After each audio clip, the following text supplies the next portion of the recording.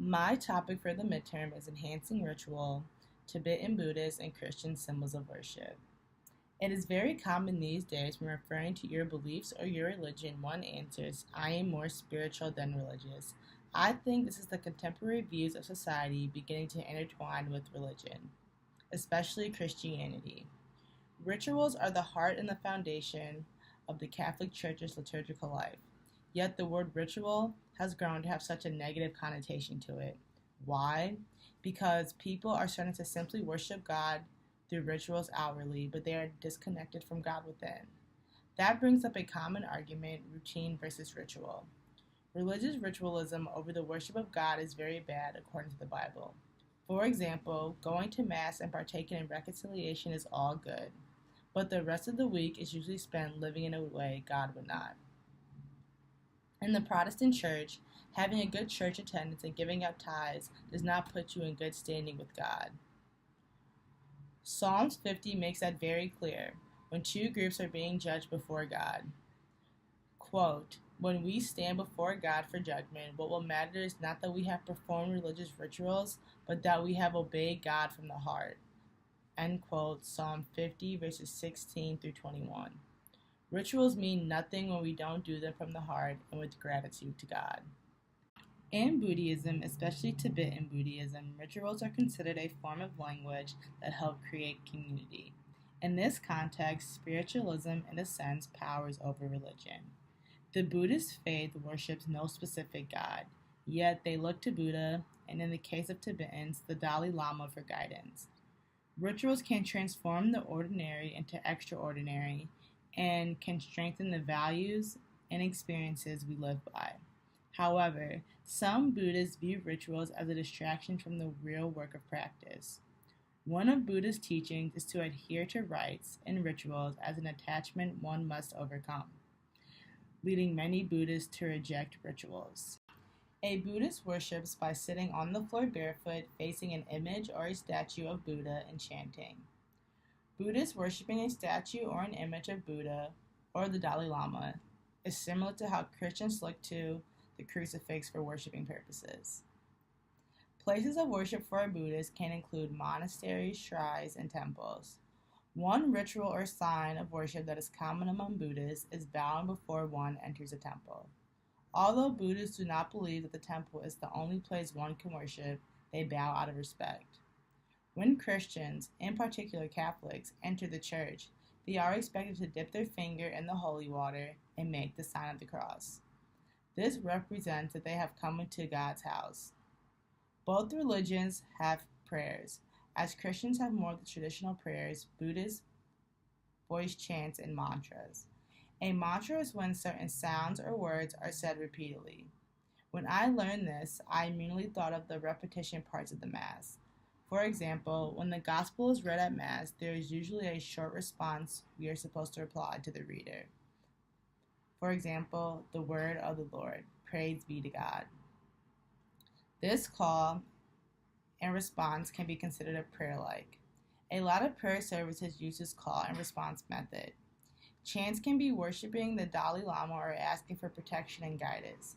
This relates to how in the Christian faith there are certain types of prayers that can be said in certain instances or occasions. For instance, people pray the St. Anthony prayer when they lose something. A prominent object in both faiths are rosaries. Tibetan Buddhists use rosaries made of beads from 108 different skulls. Each time the beads are touched, a prayer is said and merit is earned. Christians use rosaries to recite the Hail Mary repeatedly and the Our Father.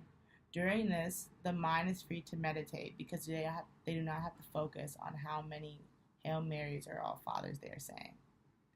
Holidays such as Christmas is celebrated by Christians all over the world. However, just because you celebrate Christmas does not mean that you are a true Christian.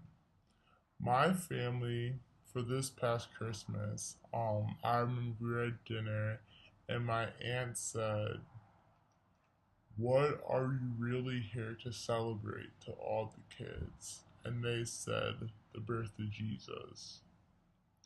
One needs to celebrate Christmas under the impression that this is the day of the birth of Jesus and give thanks to that. rather than celebrating the holiday purely for gifts given and received. The same can go for Tibetan Buddhist celebration of Sakadawa, the birth of the Buddha.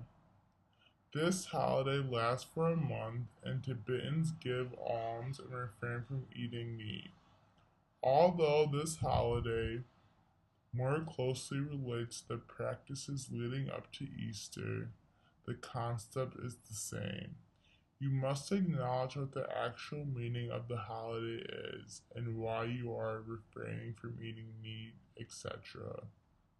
An example for Easter, Lent leading up to Easter, in order to be in full unity with the Dalai Lama or with God. A gawu box is an amulet usually made of silver which is meant to hold an image of Buddha made out of metal or clay.